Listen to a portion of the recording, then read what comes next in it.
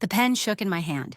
Not because I was weak, but because I could feel my whole life hanging from that tiny piece of plastic. A contract, my name, my house. Everything I had built for 68 years. Amanda's voice cut through the room, smooth, almost rehearsed. Just sign here, Jennifer. It's the best for everyone. You'll be well taken care of. I looked at her, at the way her lips curved into a smile that didn't touch her eyes. Behind her, the notary waited with a briefcase, tapping his pen like time itself was running out. And my son, my only son, stood a step back, his eyes on the floor. Tell me, what would you do if your own family tried to take your home away from you? I glanced at the paper. My name already printed, my address written in bold black ink, the house I had paid for, maintained, lived in. The kitchen where I had baked birthday cakes, the porch where I had rocked Emma, my granddaughter, to sleep. All of it reduced to lines on a page. Amanda leaned closer. You're not getting younger, Jennifer. Don't you want peace of mind? Don't you want security? Peace of mind? Is that what betrayal feels like? Security? When the very people you fed and raised are standing against you? The room smelled faintly of her perfume.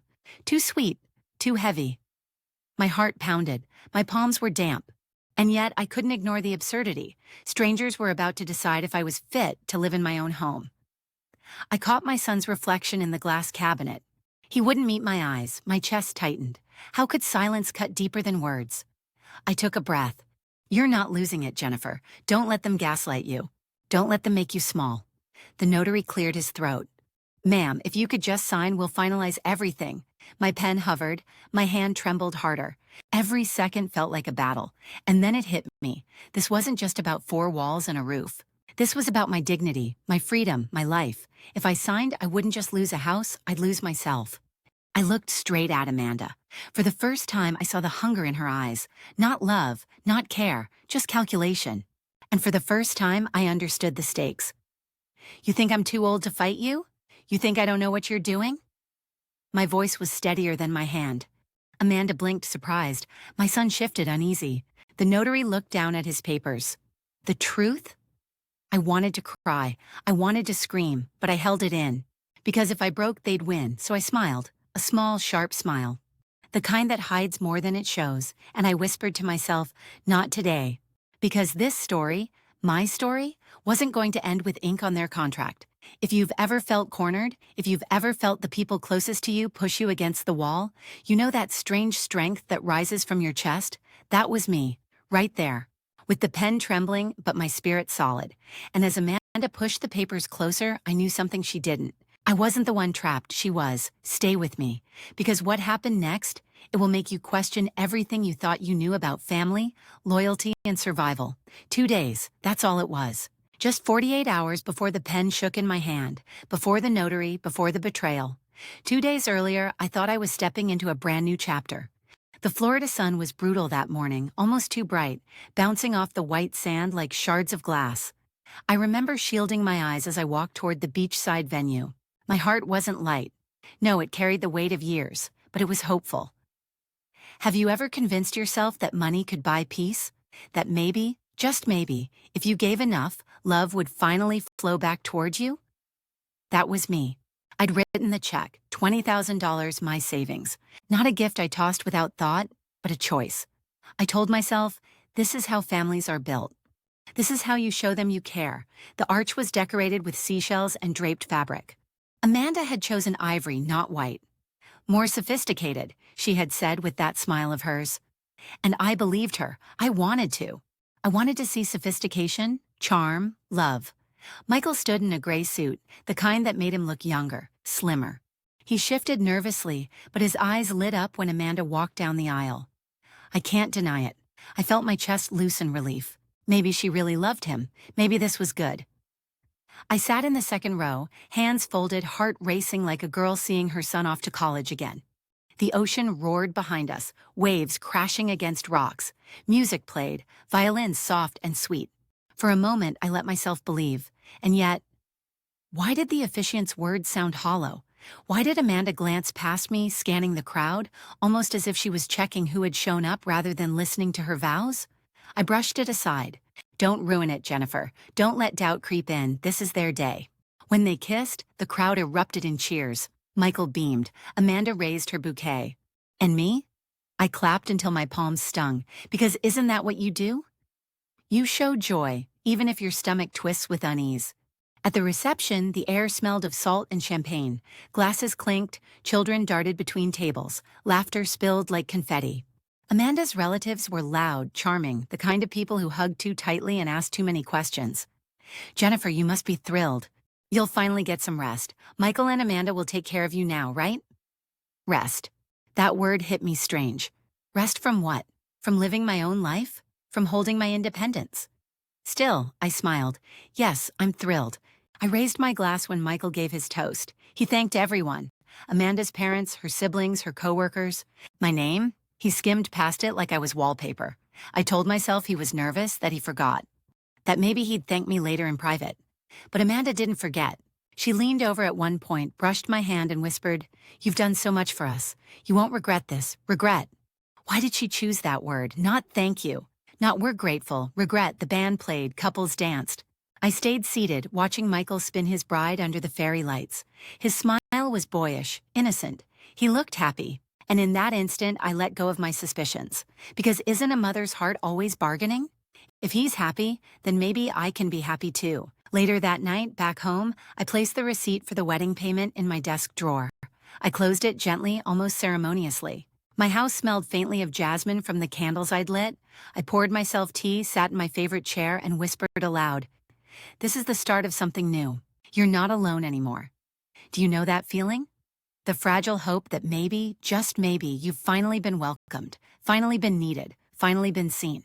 That was me, 2 days earlier, and I had no idea that my generosity, my blind hope, would soon be twisted into a weapon against me. The morning after the wedding, I sat at my kitchen table sipping coffee that had already gone lukewarm. My head was still buzzing from the music, the champagne, the laughter. The kind of buzz that makes you believe you're part of something good, something lasting. Amanda came over later that day. She was still glowing, or maybe that was just the makeup she hadn't washed off yet. She carried herself like the queen of a brand new kingdom. My son trailed behind her, shoulders back but eyes soft, like he was proud to be hers. Amanda leaned against my counter, fingers tapping a rhythm I couldn't place. She smiled, wide, polished, perfect. But have you ever looked at someone's smile and felt a chill run down your spine instead of warmth? That was me. "Jennifer," she said sweetly, "you must be exhausted after all that yesterday. It was a beautiful day, wasn't it?" I nodded, holding my mug a little tighter. Yes, beautiful. But her eyes stayed locked on me, studying me, weighing me. Not in the way a daughter-in-law admires her husband's mother. No, this was something else, and then she dropped it. So casual, so breezy, like it was nothing. You know, older people often need a change of scenery, a place where they don't have to worry, somewhere restful. Wouldn't you agree? The words hit me harder than I expected. I nearly spilled my coffee. Restful? Change of scenery? I looked around my kitchen, the curtains I sewed myself, the pictures of Michael as a boy taped to the fridge, the scar on the wooden counter where Emma dropped a pan last Christmas. This was my scenery, my rest, my life. I forced a laugh. I like it here. Florida sunshine, my own bed, my own things. What more could I want? Her smile didn't waver. It just stretched thinner, tighter, like she was testing how far she could pull it before it snapped. Michael stood there, quiet. He rubbed the back of his neck, didn't say a word, didn't defend me. That silence screamed louder than anything. Amanda leaned closer, her perfume thick, sweet, suffocating. Of course, but you never know, right? Life gets complicated. Sometimes it's better when arrangements are made early, so there are no surprises. Arrangements, surprises. Every syllable was dipped in honey, but underneath I could taste the venom. Do you know that moment when a sentence seems harmless, but your gut screams otherwise? Like a dog growling before anyone else notices danger? That was me. I looked at her, really looked, at the way her nails tapped the counter, at the way her gaze flicked toward Michael, then back to me, at the way her smile never faltered, even when her words cut deeper than any knife. And in that smile, I saw it, the signal, the warning, the truth behind the performance. She wasn't talking about rest. She wasn't talking about no surprises. She was planting seeds, seeds of doubt, seeds of control. I sat back, heartbeat in my throat. I thought about my age, 68. Old enough, apparently, for some people to think my life was a burden to be managed. But let me tell you something. 68 doesn't mean powerless.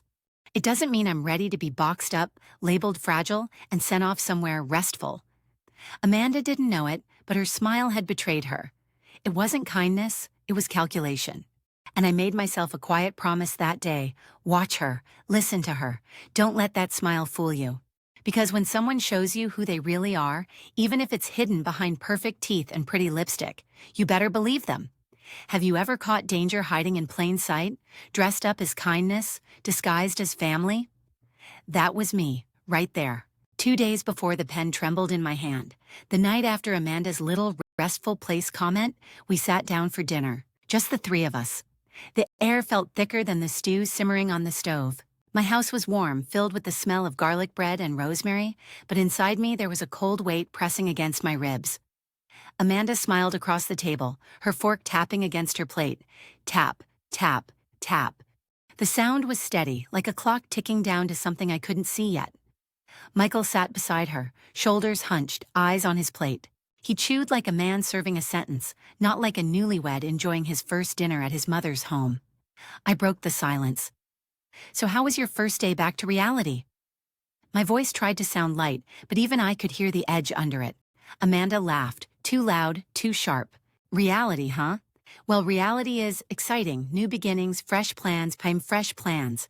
Those two words tasted like rust.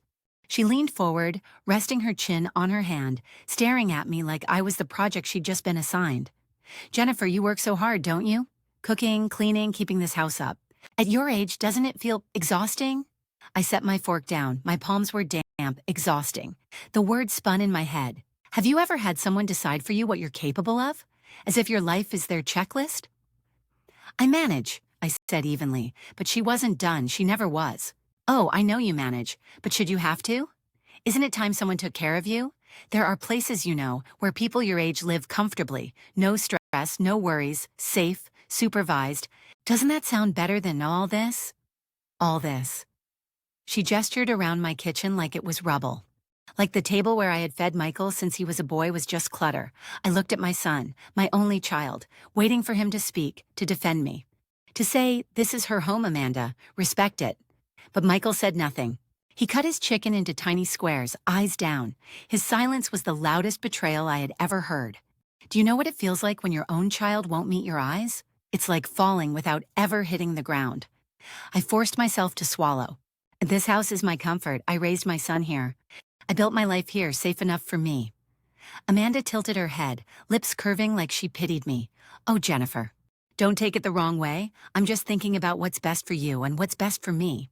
She said it like she was the expert, like she knew my life better than I did. My chest tightened. I wanted to shout, to slam my fist against the table, but instead I sat still. I watched her, and I felt the walls of my own home closing in on me. Dinner went on like that. Words coated in sugar but sharpened like knives. I pushed food around my plate until it blurred into nothing. Every time she spoke, I felt smaller. Every time Michael stayed silent, I felt invisible. And that's when the truth hit me. Not in her words, but in his silence. Amanda wasn't just testing me. She was seeing how far she could push, and Michael was letting her. What would you do if the person you raised, the one you sacrificed everything for, sat by quietly while someone else chipped away at your dignity? That was me, that night, in my own kitchen. Betrayal served with bread and wine. By the time the plates were cleared, my appetite was gone. But something else had grown inside me. Not rage, not yet, something heavier. Something like grief. Because I realized, maybe for the first time, that I wasn't just losing to Amanda's smile. I was losing to my son's silence, and grief has a taste. It's bitter, metallic, and it lingers long after the dishes are washed. That night, after Amanda's syrup-coated daggers at dinner and Michael's silence slicing me even deeper, I went to my bedroom. The house was quiet but not peaceful. It was the kind of silence that presses against your ears, heavy and accusing. On my nightstand sat a leather-bound journal, the edges frayed, the pages swollen from years of coffee stains and hurried scribbles. I reached for it like a lifeline. I have always written things down, grocery lists, doctor appointments, even the color of the sky on days that felt heavier than others. Maybe that's what kept me sane through years of widowhood, through the loneliness of raising Michael alone. Words, proof. That night, my hands shook as I picked up my pen. But my mind was sharper than ever. I wrote everything. Amanda's fork tapping on the plate, her syrupy voice saying, "What's best for you?" Ah, Michael staring at his food like it might save him from having to choose sides. I wrote the exact words, line by line, so later no one could twist them. I underlined the phrases that stung the most. Exhausting, arrangements, safe. Have you ever had someone try to rewrite your reality right in front of you? That's gaslighting.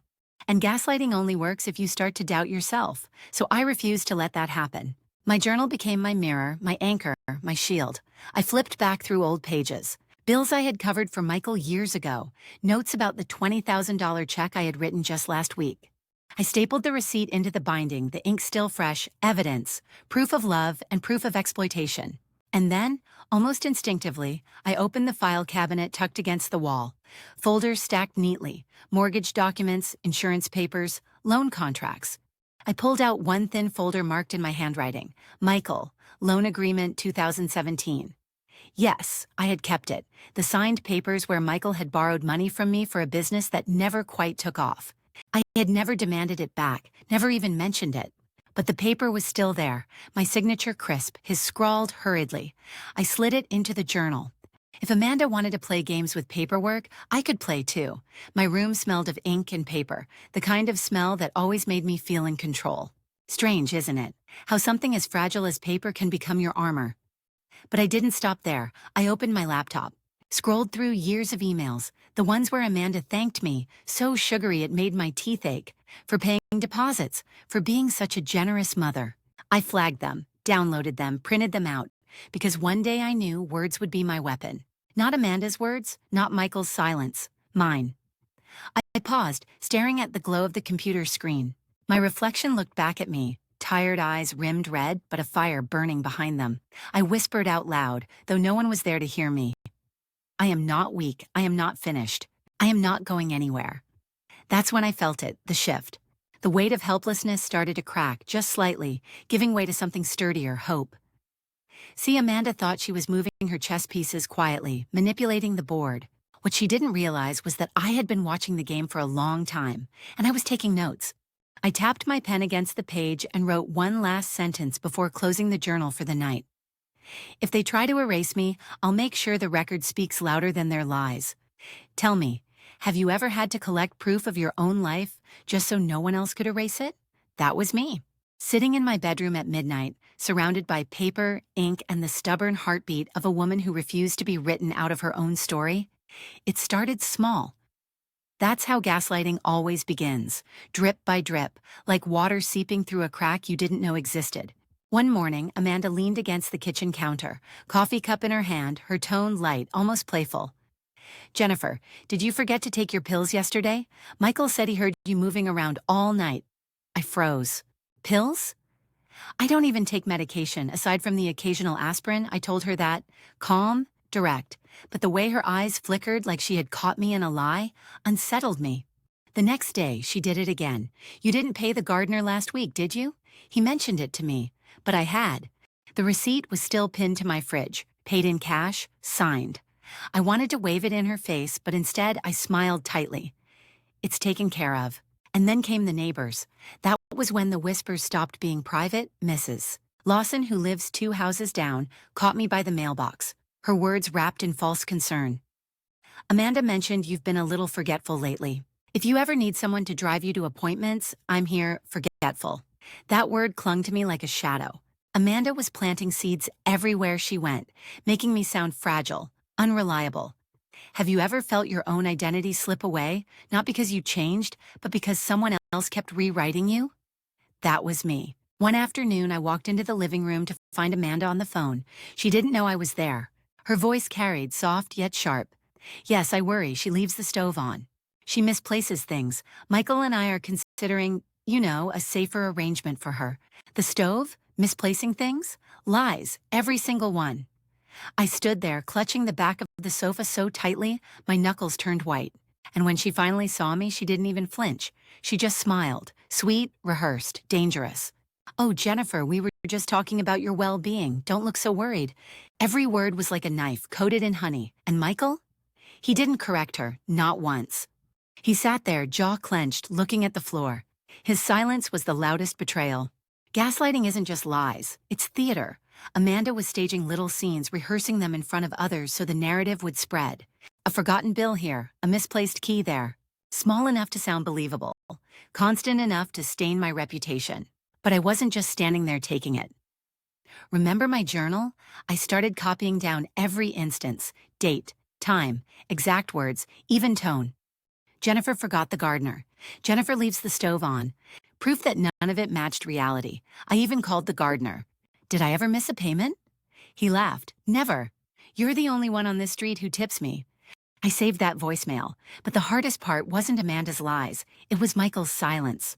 The way he shifted in his chair when Amanda spun her stories, as if the truth was heavy in his throat, but he chose to swallow it. And maybe this is what hurt most. She didn't just want my house. She wanted to erase me first, so when the house changed hands, no one would question it. An old woman losing track of life? Believable. A greedy daughter-in-law? That's harder to sell. One night, lying in bed, I whispered to the dark, "If I let her write this story for me, then I'm already gone." That was the moment I knew. I couldn't just defend myself in silence. I had to build my case, piece by piece, word by word. Because gaslighting works best in the dark, and the only way to fight it? Drag it into the light. So tell me, have you ever had someone twist your reality so well that even you started to second-guess yourself? That's what Amanda was trying to do, and I was done playing along. If Amanda's weapon was her tongue, Michael's was his absence. Every time things got tense, every time I tried to bring up what was happening, he found a way to disappear. And his favorite hiding place? The gym. The first time it happened, I didn't even realize it was a pattern. After Amanda spread her story about me leaving the stove on, I pulled Michael aside. My voice was soft, almost pleading. "You know that isn't true. You know I'd never forget something like that." He shifted uncomfortably, eyes darting toward the door. "Mom, I've gotta run. I promised a friend I'd spot him today." Spot him. That was his excuse. And then I heard it. The clank of weights in the garage as he left. The sound of iron plates colliding, drowning out my words. Have you ever had someone choose dumbbells over your dignity? That was my son. The next time, it was even clearer. I came into the kitchen, Amanda dropping little barbs about my forgetfulness. I looked at Michael. I waited for him to say something. Anything. He cleared his throat, muttered, "I'll be late for my workout," and grabbed his keys. The slam of the front door was like punctuation on his silence. I started noticing the pattern. Any conflict, big or small, Michael ran. He didn't argue with Amanda. He didn't defend me. He didn't even disagree. He just escaped. The gym had become his refuge, his excuse, his wall against facing the truth. And the irony? Every rep he counted, every drop of sweat, every grunt. It wasn't making him stronger. It was making him weaker. Because what's strength if you can't stand up for your own family? I remember one afternoon vividly. Amanda had just told Mrs. Lawson that I was losing track of days. When the neighbor left, I turned to Michael, fury and hurt mixing in my chest. How can you let her say that about me? You know it's not true. He didn't look me in the eye. He grabbed his gym bag, muttering, "I need to clear my head." I shouted after him, my voice cracking. "You're not clearing your head, Michael. You're abandoning me." The garage door rattled shut. Seconds later, the metallic rhythm of weights filled the air, muffling my words like they didn't matter. Sometimes I'd stand at the top of the stairs and listen. The thud of the barbell, the hiss of his breath, the music pounding from his earbuds. All of it louder than me. Louder than his own conscience. It's a special kind of heartbreak to see your child build muscles while letting his backbone rot. Do you know what that does to a mother? Watching the boy you raised, your miracle, your reason for pushing through hard years, turn his back not with anger but with cowardice. I'd rather he screamed at me. At least screaming means he still sees you. Silence means you've been erased. And Amanda? She loved it. Every time Michael left, she had the stage all to herself. Her voice echoing in the empty house, planting her narratives without interruption. She didn't need to fight me hard. Michael's absence was the sharpest blade. So I did what I always did. I wrote. I logged every time Michael chose the gym over me. Every door slam, every weight clank, every excuse. Late for workout. Need to clear my head. Oh, friend waiting at gym. Words that might seem harmless but stacked up, they became a wall between us. And still, part of me held on to hope. I told myself maybe he'd come back from one of those workouts and realize what he was doing. Maybe he'd sit me down and say, "I'm sorry, Mom. I should have defended you." But that moment never came. Not then. So here's my question for you. What's worse? A stranger attacking you or your own blood refusing to stand beside you? For me, it wasn't even close. The silence of my son was heavier than any insult Amanda could throw. And the echoes of those waits in the garage? They haunt me more than her words ever did. The day Amanda made her move wasn't loud, it wasn't dramatic, it was calculated. That's what made it terrifying. I woke up to the sound of heels clicking on my hardwood floor. Not Amanda's usual stomp. This was sharper, heavier, like someone wanted me to know they had arrived with authority. When I came downstairs, she wasn't alone. A man in a gray suit stood beside her, briefcase in hand, his expression stiff. A notary. Amanda smiled, that polished smile that never reached her eyes. Jennifer, today we're going to take care of something important, for your safety, for your peace of mind. Have you ever felt the air in your own house turn foreign? Like the walls were suddenly listening to someone else's orders? That's how it felt. I glanced at Michael. He was leaning against the counter, arms crossed, head down. He didn't speak. He didn't move. He just watched. Amanda's voice dripped sugar as she pulled papers from her bag. It's just a little formality. You'll feel so much lighter once everything is signed. But I wasn't confused. Not anymore. My journal was tucked away, my documents safe. I had been preparing for this. Still, I needed her to believe she was winning. So I let my shoulders sag. I softened my voice. I played the part she wanted me to play. I don't know, Amanda. It all feels so complicated. Her smile widened. Don't worry. That's why we're here. The notary opened his briefcase with a click. The sound sliced through the room like a countdown. Papers stacked neatly, pen placed on top, my pen, my signature, my life. Amanda leaned closer, lowering her voice as if she was confiding in me. Jennifer, this house is too much for you. It's time to think about the future, our future, her future. She didn't even flinch saying it out loud. My hands trembled, not with fear but with restraint. I wanted to slam those papers off the table to scream, but I didn't. I tilted my head, gave her a frail little smile, and asked the question that made her glow with confidence. What happens if I don't sign? Amanda chuckled softly like she was humoring a child. Oh, darling, why wouldn't you? Michael agrees this is best. Everyone sees how forgetful you've been. It's just safer this way. Forgetful, that word again? The dagger she had sharpened for weeks, I looked at Michael. His jaw tightened, but he said nothing, not one word. The notary cleared his throat. Mrs. White, whenever you're ready, the paperwork is here, so whenever I was ready. Funny, isn't it? Because in that moment, I was ready. Ready for them to see that I wasn't the weak old woman they imagined. Ready for Amanda's mask to finally crack. But timing is everything, and that moment, that wasn't the strike. It was the inhale before the blow, so I reached for the pen, slowly. Let Amanda see the victory in my shaky fingers. Let her taste the triumph she thought was hers. Inside, though, my mind was steel, because Judgment Day wasn't for me, it was for her. And when the curtain lifted, she was going to learn that the woman she tried to erase had been taking notes all along. So let me ask you, what would you do if someone walked into your living room with a stranger, papers in hand, telling you your life was theirs to sign away? The pen was in my hand, the papers were on the table. Amanda's smirk was spreading like oil across water, slick and unstoppable. She thought it was over. But here's the thing about playing chess. You don't announce checkmate until the king actually falls. And I was still standing. I set the pen down with a trembling sigh. Amanda leaned in, eager, whispering, "There you go, Jennifer. Just a quick signature." That's when I straightened my back. My voice wasn't shaky anymore. It was steady, clear, strong. "No." Amanda froze. Michael looked up for the first time in hours, like the word had slapped him across the face. I reached under the coffee table where my old leather folder sat waiting. I pulled it out slowly, letting the sound of the zipper slice through the silence. You should have seen Amanda's eyes, like she was watching a ghost unzip a coffin. First, I laid down the bank agreement, the loan papers. Her signature, Michael's, and mine. Proof that I had personally financed more than she wanted to admit. Then came the printed emails.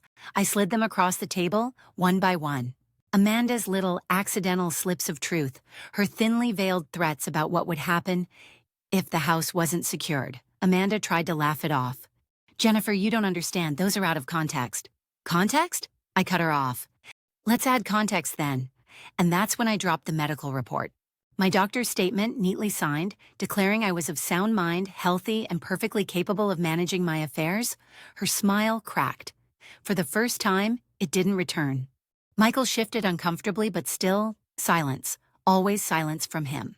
I leaned forward, locked eyes with Amanda, and asked the question I'd been saving for weeks. Did you think I wasn't paying attention? That I didn't notice your lies slipping through every sweet word? She opened her mouth, but nothing came out. So I picked up the phone, dialed, waited. My heart was pounding like a drum. 911, what's your emergency? The operator's voice filled the room. I didn't blink. Yes, I need to report elder financial abuse and coercion. The evidence is here at my home right now. The sound that followed, that sharp slam of reality hitting Amanda, wasn't just silence, it was collapse. Her plan, her arrogance, her entire performance shattered in an instant. And here's the twist most people never see coming. The villain doesn't always scream. Sometimes they go pale, shrink back, fold into themselves when the spotlight finally burns through. Amanda didn't scream, she whispered, "You wouldn't." Oh, I looked straight at her. "Watch me." Michael backed against the wall, arms limp at his side. He looked small, smaller than I'd ever seen him. The notary cleared his throat, flustered, eyes darting between us. He started shoving papers back into his briefcase like he wanted to vanish with them, but it was too late. This wasn't Amanda's stage anymore. It was mine. And let me tell you something. When you've been underestimated long enough, when people have looked at you as fragile, as disposable, as nothing but a stepping stone for their greed, there's nothing sweeter than flipping the board and watching every piece scatter. Have you ever felt that surge? That moment when fear evaporates and you finally see them, the manipulators, the liars, for what they really are. That was my moment, and it was glorious. The air turned solid. I could almost hear the dust settling on the bookshelves. That's how still everything was. Amanda's lips parted, but no words came out. Her smirk was gone, ripped off her face like a mask in front of an audience she didn't know was watching. Michael stood there like a statue, his arms limp, his eyes darting between me and the papers I had just dropped like grenades on the table. For once, his mouth wasn't filled with excuses or silence, it was just locked. The notary was already stuffing his bag, trying to disappear into the background. And me? I sat in the middle of it all, heart pounding, but my back straight. I had flipped the board. I had turned the trap into a stage. Amanda finally whispered, You can't do this." Her voice cracked, and if you've ever heard the sound of someone's confidence breaking, you know it's louder than a scream. I leaned in just enough for her to see the steadiness in my eyes. I just did. Michael blinked once, twice, his face pale like the blood had drained right out of him. I wanted to scream at him, to shake him, to ask, "Why didn't you stop this before it got this far?" But the silence between us said enough, and in that silence, I realized something chilling. He hadn't been blind, he hadn't been clueless. He had been complicit, through every shrug, every absence, every time he chose to hide at the gym instead of standing by me. Amanda clutched the edge of the table. She looked around like a cornered animal, but there was no exit this time, not for her. Do you know that feeling when the whole room seems to hold its breath? When the next word will decide everything? That's where we were. I let the pause stretch, let her stew in the weight of it. Then I said it, slowly, clearly. "If you think this was shocking..." Her head snapped up. Michael's jaw tightened. "Wait until you hear what happened next." I locked eyes with the camera in my mind, the one I always imagine is you, listening to me, hearing my truth. The sound of sirens broke through the tension like a blade cutting glass. Sharp, final. I could feel the vibration in the floorboards before I saw the red and blue lights wash across the curtains. Amanda froze. Her eyes darted to Michael, then to me, but I didn't move. For once, I didn't have to move. The front door opened with that heavy slam only officers can make. 2 uniforms stepped in, their boots solid, their voices steady. "We've had multiple reports, ma'am. Step aside." I swear, for a second, Amanda still believed she could talk her way out of it. She straightened her shoulders, tried that sweet, dripping tone she used on everyone. "Oh, officers, you must be mistaken. This is just a family matter, a silly misunderstanding." But the papers I had laid out, the loan documents, the emails, the doctor's notes, all sat there like iron on the table. The truth was too heavy for her voice to carry away. The officers didn't smile, they didn't even blink. One of them read the charge: elder financial abuse, coercion, attempted fraud. Each word dropped like a gavel. Amanda's face twisted, cycling through shock, anger, and then fear. She sputtered. "She's old, she doesn't know what she's saying." That was the moment one officer snapped the cuffs open. The click echoed through the room, metallic, cold, final. And when those shiny handcuffs locked around Amanda's wrists, I swear it was the sweetest music I'd ever heard. Michael flinched at the sound. His head dropped, but he didn't step forward. He didn't defend her, not this time. Maybe even he knew there was no defense left. I should have felt pity. I should have. But all I felt was justice, pouring into a space that had been empty for far too long. Amanda hissed at me as they pulled her toward the door. "You'll regret this." I didn't blink. I didn't raise my voice. I just whispered, steady as stone, "No, you will."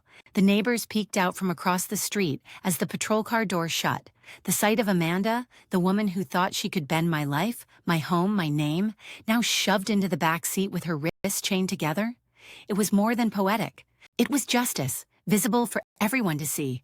I remember looking at Michael then. His shoulders sagged, his arms hung heavy at his sides. He looked smaller than I had ever seen him, like the son I had raised was buried under layers of choices he wished he hadn't made. But that moment wasn't for him. It was for me, for every sleepless night, for every time I was told I was forgetting, for every silence that cut deeper than words. That moment with those shining cuffs catching the last bit of sunlight through the window was mine, and maybe yours too, because if you've ever been pushed, cornered, dismissed, you know what it feels like to finally see the scales tip your way. Justice doesn't always come with trumpets. Sometimes it comes with the simple click of cold metal. And I'll tell you this. What happened after those cuffs clicked was something I never expected. The patrol car had already turned the corner, taking Amanda and her venom with it. The house felt strangely quiet. No more shouting, no more gaslighting, just silence, and then Michael. He was still standing in the middle of the living room, but he looked hollow. His shoulders sagged like someone had just cut the strings of a puppet. He stared at the floor, not moving, not speaking. For a moment, I thought he'd follow her, that he'd storm out, slam the door, disappear into the gym like he always did when life got hard, but he didn't. He just sank into the armchair, the one his father used to sit in like his body couldn't hold itself up anymore. "Mom," he whispered. His voice cracked like it was breaking on the way out. I stood there watching him. This was my son, my boy, and yet I barely recognized the man sitting in front of me. He pressed his palms against his face, elbows digging into his knees. "I'm sorry." The words were muffled, swallowed by his hands. I didn't answer right away. How could I? Sorry? After months of silence, after watching me get torn apart by his wife, after letting lies swirl around until I felt like I was losing my mind? Sorry? He kept talking, words tumbling out faster now, like he'd been holding them back for too long. "I thought she loved me. I thought she just wanted stability. I didn't see it, Mom. I didn't see what she was doing to you. I didn't want to see." That line hit me like a stone to the chest. I didn't want to see. Have you ever heard someone admit something like that? That they chose blindness because truth was too heavy to carry? That was Michael, my son. I sat down across from him, but I didn't reach for his hand. Not yet. I wanted to hear it all. He lowered his hands and his face. Oh, his face looked 10 years older. His eyes were red, glossy, raw. "You paid for our wedding. You gave us the down payment for the house. And I let her convince me that it wasn't enough, that you owed us more. God, Mom, what kind of son does that make me?" His voice cracked on the word son, and right there, he broke. His chest heaved, his shoulders shook, and the tears came hard. The kind you can't hide, the kind that tear through you whether you want them to or not. I sat frozen. Part of me wanted to run to him, wrap him up like I did when he was little. But another part of me, a tired, bruised part, just sat in the stillness, letting him cry. Because here's the truth. Sometimes love feels like instinct. Other times it feels like a choice, and in that moment I wasn't ready to choose. "Do you know where I was when Amanda brought that notary here?" I asked, my voice sharper than I intended. "Do you know what it felt like to have your own son disappear to the gym while your wife tried to take my house out from under me?" He winced, his lips trembled, he nodded. I was a coward. There it was. The word I hadn't dared to say out loud, coward. He buried his face in his hands again, shaking his head like he could erase himself. "You raised me better than this. Dad would—" His voice broke off. He couldn't finish the sentence, and suddenly the room felt like a graveyard. His father's chair, my husband's memory. The son who was supposed to carry both forward, sitting broken between them. The silence pressed heavy, almost unbearable. Finally I asked, "Why now, Michael? Why cry now when the damage is already done?" He looked up, eyes swollen, cheeks streaked. "Because I thought I could balance it. Keep peace with her, keep love with you. But I see now I didn't keep either. I lost both." That was the crack that split me, his honesty, his ruin. I leaned back, closing my eyes, and you know what? I didn't feel triumphant. Not in that moment, I felt tired, so tired. Because here's something people don't talk about. Winning doesn't always feel like victory. Sometimes it just feels like standing in the wreckage, counting who's left. Michael reached for me then, tentative like a child again. Mom, I need you to know I see it now. I see you. I should have defended you. I should have chosen you, and I didn't. My throat tightened. My hands trembled in my lap, and finally, I let him take my hand. But not without saying it. Michael, I'll always be your mother. But trust isn't a light switch. You can't just flip it back on after you turned it off. Do you understand? He nodded, tears falling again. I understand. And maybe for the first time in months, he really did. The weight of it all settled in the room. Heavy, quiet, irreversible. But I'll tell you this. What happened after that moment of collapse, when the dust began to settle, shaped everything that came next. The house was quiet for days after Amanda was taken away, quiet in a way that didn't feel peaceful. It was the kind of quiet that made every clock tick louder, every floorboard creak sharper, every sigh heavier. Michael had stopped coming by. I didn't chase him, not yet. My heart was still bruised, and bruises need time before they can handle touch again. But then there was Emma. The first time she came back, she stood shyly in the doorway, backpack hanging loose off one shoulder, hair a little messy from the wind. She looked so much like Michael at her age that my breath caught in my throat. The same nervous eyes, the same hesitant half-smile. "Grandma," she whispered, like she wasn't sure she was allowed to say it out loud anymore. I opened my arms. She dropped the backpack with a thud and ran into me, small arms wrapping tight around my waist. I hadn't realized how much I missed that warmth until it came crashing back into my chest. We sat at the kitchen table, 2 mugs of cocoa steaming between us. She traced her finger along the rim of her cup before whispering, "Dad said you were mad at him." The truth of children, raw, blunt, unpolished. It stings because it doesn't hide. I nodded. I am, but I love him and I love you. Her eyes lifted, and in that moment, something loosened in me. Because here she was, innocent of the mess, still reaching, still hoping. I asked if she wanted to stay the night. She nodded so quickly her hair fell into her eyes. That evening, I found myself pulling out the old board games, the ones Michael used to beg to play past bedtime. Emma laughed when she beat me at checkers, and the sound filled the hollow corners of the house with something I hadn't heard in weeks. Joy. And you know what? It surprised me. I thought the house was broken, poisoned by Amanda's shadow. But hearing Emma's laugh, watching her spread her homework across the dining table, it was like someone opened the curtains. Have you ever felt that? That sudden shift when light returns to a place you thought would stay dark forever? The next morning, she followed me into the garden. She knelt in the dirt beside me, her little hands clumsy with the trowel. "Grandma," she said, her voice soft but steady, "can I have my own corner here, to grow something?" That question cracked me wide open, because it wasn't just about flowers or vegetables. It was about roots. It was about belonging. "Yes," I said, my throat tight. "Yes, you can." We marked off a small patch, and she planted her first seeds, tiny specks of life pressed into the soil. Watching her, I realized something. Amanda had tried to take my house, my dignity, my family, but she couldn't. Because here, in this soil, in this child, new life was already beginning. Later that night, Emma curled up on the couch with me. The glow from the lamp pooled over her face, softening every feature. She whispered, half asleep, "I like it here, it feels safe." And just like that, the ache in my chest shifted. It didn't vanish, but it transformed, from grief into gratitude, from loss into purpose. Because here's the truth, sometimes healing doesn't come from apologies. Sometimes it comes from the next generation, reminding you there's still something worth standing up for. Emma gave me that, a reason to believe in tomorrow again. And what she gave me next? Well, that changed everything. There's a strange silence that falls after a storm.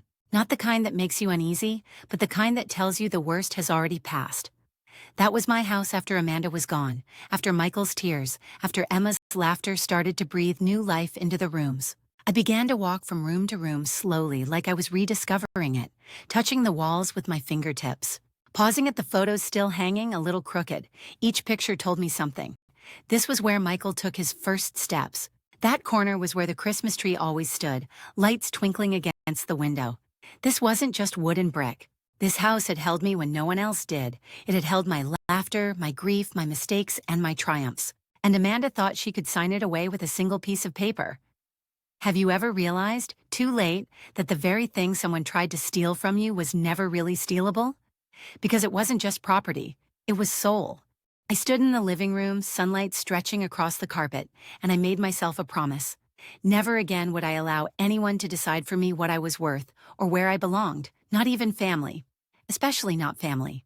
The truth is, age doesn't make you disposable. It doesn't make you a burden. If anything, age sharpens your vision. You see through lies faster. You feel betrayals deeper. And you learn, sometimes painfully, that boundaries are not cruelty, they are survival. So I set mine. Michael could visit, but only with respect.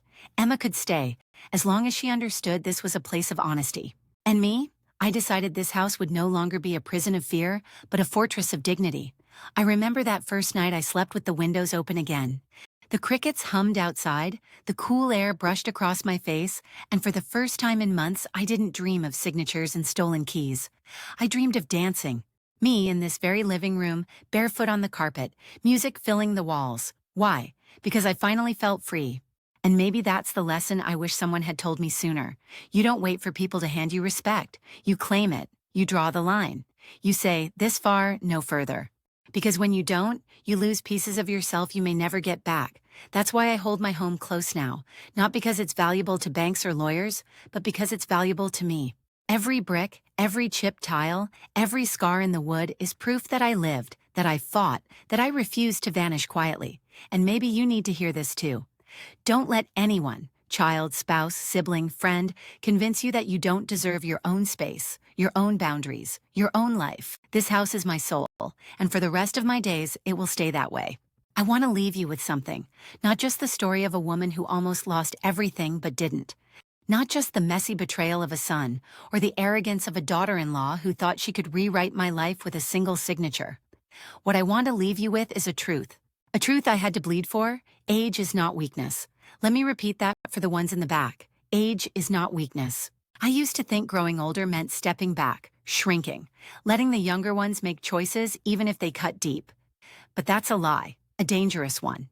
Because the moment you stop drawing your lines, the moment you let people, family, strangers, anyone, decide what's right for you, you vanish. You disappear piece by piece until there's nothing left but silence in your own home. And silence can be crueler than shouting. That's why I fought, not just for my house. Not just for bricks and beams, I fought for my dignity. For my right to say no, for the right to still matter, even with gray hair and tired hands.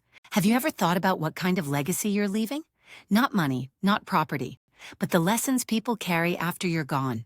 I didn't just save myself when I stood up to Amanda and Michael, I set an example for Emma. I showed her that respect is not handed down like inheritance. It is demanded. It is drawn in firm, bold lines. One day she'll face her own battles, and when she does, I hope she remembers her grandmother standing tall in a storm saying, "Enough." So here's my message to you, the one listening right now. Don't wait until someone tries to strip you bare to discover your worth. Don't wait until the signatures are already on the table, until the knives are already at your back. Draw your lines early, defend them fiercely. And when someone crosses them, don't apologize for fighting back, because when you set boundaries, you're not just saving yourself, you're teaching everyone watching what human dignity really means. I'll say it plain. My son almost cost me everything. My daughter-in-law thought I was disposable, but I'm still here, stronger, louder, unshaken. And if I can do it, if a woman like me, standing alone in her living room with nothing but a folder of papers and a shaking voice, can do it, then so can you. Don't let anyone tell you that growing older means fading out. No. Growing older means you've seen enough storms to know how to build your shelter. It means you've carried enough scars to understand your own strength. So if you take one thing from my story, let it be this. Your age is not your weakness. Your boundaries are not cruelty. They are your lifeline. And now I'll leave you with this invitation: share this story. Not for me, but for the next person out there who's sitting in their kitchen tonight, staring at a pile of bills or a family member's betrayal, thinking they're alone. They're not. Maybe it's your neighbor. Maybe it's your aunt. Maybe it's you. Share it so they know. You can stand up, you can say no. And you can walk away with your head high, because when you protect your dignity, you're not just writing your own ending. You're giving the next generation a blueprint for theirs, and that to me is worth more than any house.